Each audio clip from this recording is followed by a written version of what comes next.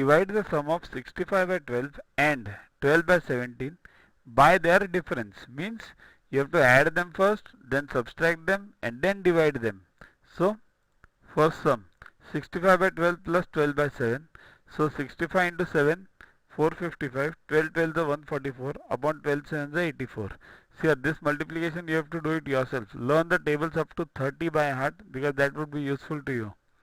Then add this, you get 599 by 84. Now difference 65 by 12 minus 12 by 7. So you get again the same numbers, 455 minus 144 by 84, it becomes 311 by 84. Now what we have to do?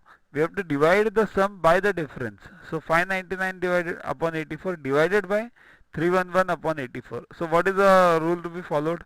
This converts to multiplication and this becomes one reverse. So 599 upon 84 into 84 by 311, right? See this rule.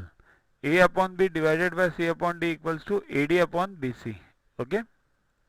So it becomes this 84 goes up, 84 gets cancelled, 599 by 311. If the answer is this much only, keep it as it is.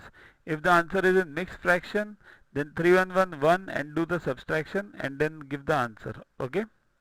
Basically convert this to mixed fraction if the answer is in mixed